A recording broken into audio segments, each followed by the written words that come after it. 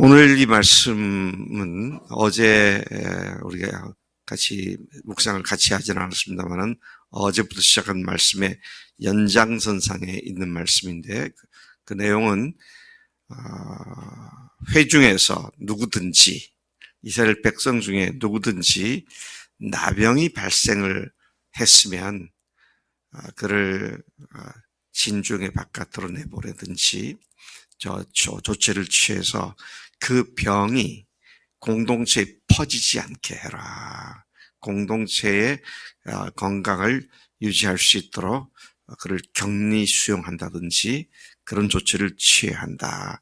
근데 그 일을 누가 하느냐 할 때 제사장이 진찰하고 제사장이 그 피부에 발생한 또는 그게 발생한 여러 증상들을 잘 살펴서 이런 경우에는 그가 환자다, 나병 환자다. 또 이런 경우에는 그런 것이 아니라 일반 종기다. 일반 피부병이니까 크게 문제될 것이 없으니까 그러 하여금 나병 환자다라는 말을 하지 않고 정하다, 깨끗하다. 이제 그렇게 구분을 해서 이스라엘 공동체 속에 나병이 퍼지는 일이 없도록 해야 한다. 이제 그런 의미를 가지고 구체적으로 마치 의학 서적을 보듯이 나병 환자의 초기 증상들을 쭉 나열하고 그것을 진찰해서 조치를 취하라. 그런 말씀이죠. 네. 개인의 문제가 아니라 이것은 공동체의 문제이기 때문에 그렇게 말씀하신 것이죠. 특별히 나병이라고 하는 것, 옛날에는 한센스시 병이라고 그러고 그전에는 문둥병이라고 그러고, 네.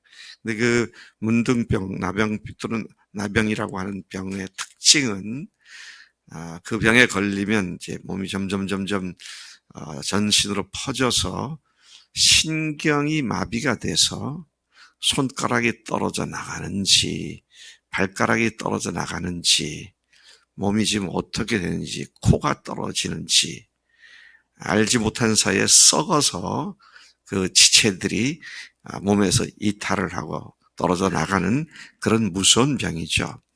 그래서 구약 전체를 보면 나병에 대해서는 죄의 상징으로 다룬 경우가 많이 있음을 보게 됩니다. 오늘 우리나라에 나병 환자는 그렇게 많지 않은 것 같습니다. 애양원이나 저쪽 누구죠? 목사님 성함이 뭐였지? 소록도라든지 그 나병 환자를 수용해서 병원도 생기고 했던 손양훈 목사님. 손양훈 목사님 유적지를 가보니까 그분 아마 제가 알기로 애양원인가 그런 순천에 있는 걸 가보니까 굉장히 큰 그 시설을 갖춰놨더라고요.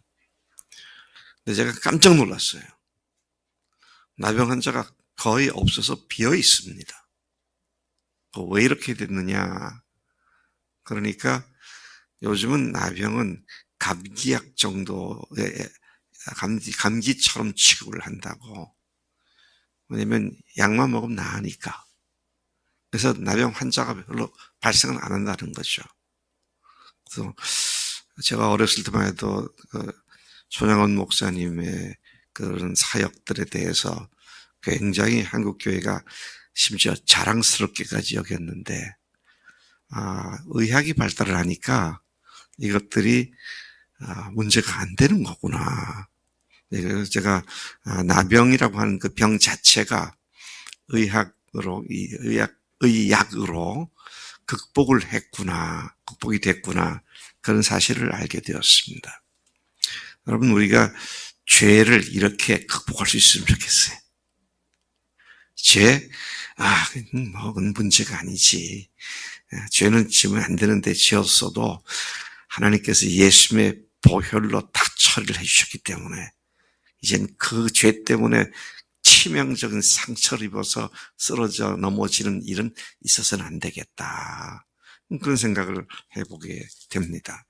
자, 오늘 이 말씀 18절부터 쭉 보면 여러 케이스를 말씀하고 있습니다. 예를 들어서 23절까지는 피부에 종기가 생겼다가 나았을 때에 제사장이 나병 여부를 어떻게 판단해야 하느냐. 자, 그런 내용이 기록되어 있고요.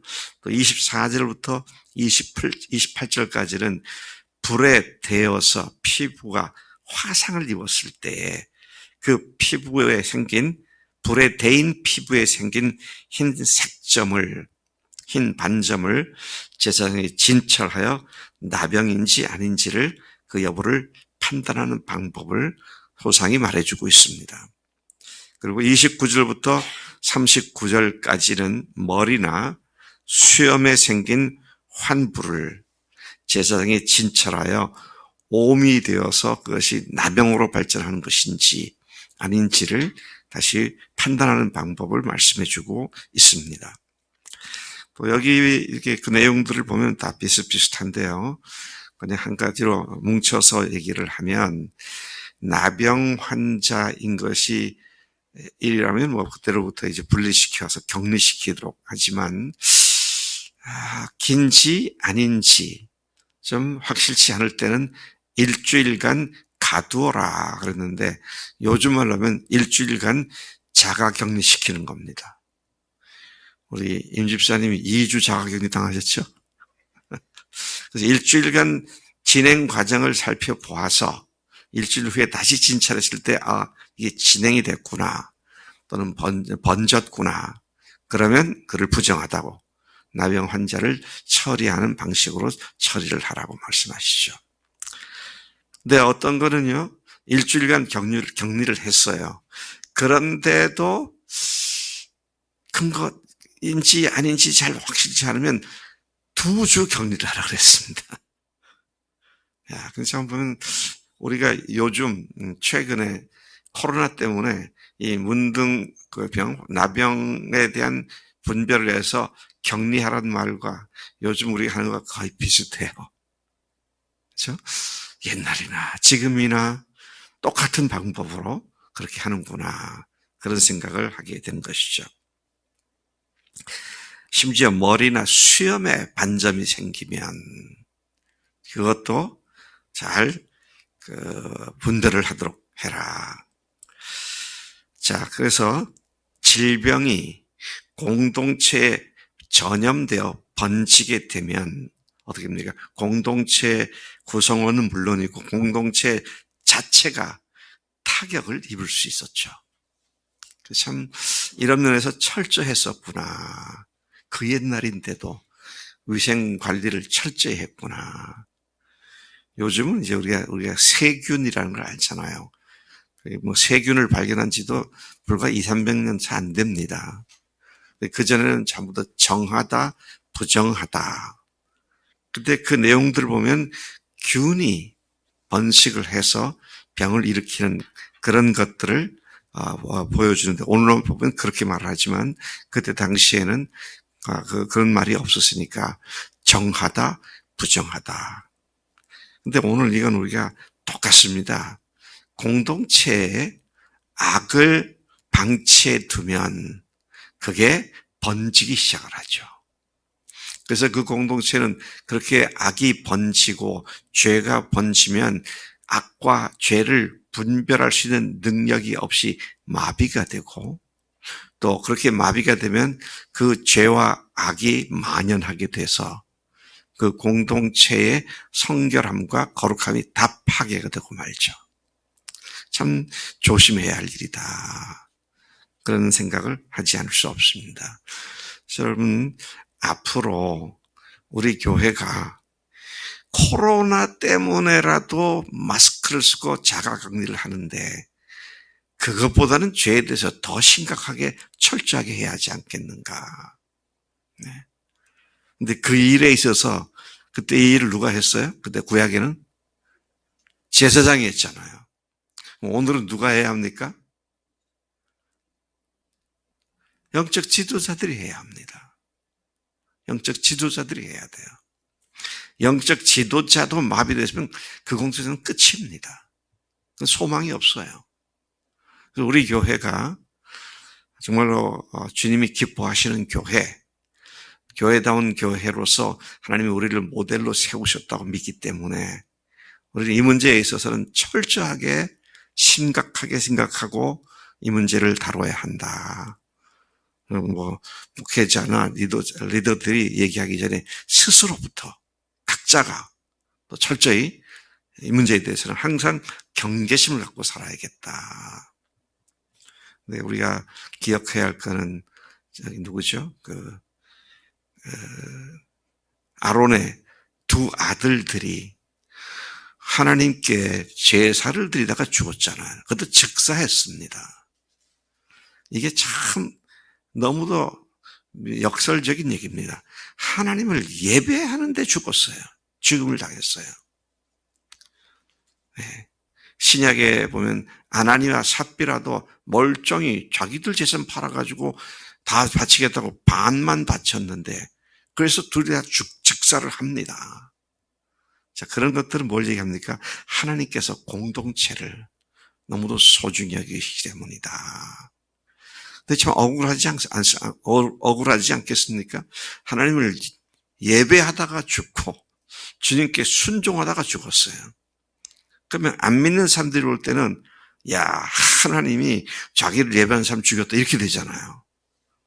자, 사실은 공동체를 purifying, 순결하게 하기 위해서 그렇게 됐는데, 근데 이런 것들은 참 하나님께도 참 욕이 되고 우리 스스로에도 욕이 되는, 그래서 공동체가 철저히 순결함을 유지하는 것이 얼마나 중요한지. 예. 자, 하나님께서 제가 가만 보니까 작년 말 금년 계속해서 우리 교회에 그런 것들을 하나씩 둘씩 들춰내 주시더라고요. 그리고 고쳐주고 계시는 것을 보면서 참 감사하고 있습니다.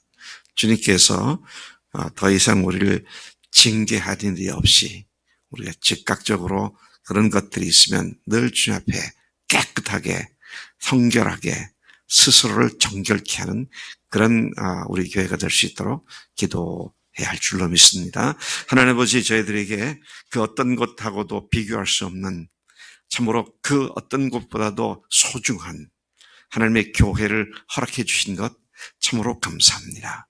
창세 전부터 하나님께서 마음에 품으셨던 교회, 그리고 그 교회를 세우기 위하여 아드님의 생명을 맞바꾸신 주님의 교회, 또 그 교회를 거룩하게 인도하기 위하여 친히 오셔서 교회와 각 사람 속에 역사하신 성령님, 우리로 하여금 이 교회를 주님의 목숨 바쳐 세우신 교회를 깨끗하고 성결한 교회로 세우는 일에 우리를 부르신 것을 감사합니다. 하나님, 우리 가운데 어떤 죄도 방치되지 아니하고 어떤 악도 하나님의 그대로 유통되지 않도록 늘 깨어 정신을 차리고 주님 앞에 성결한 우리가 되도록 역사해 주시는 줄로 믿습니다.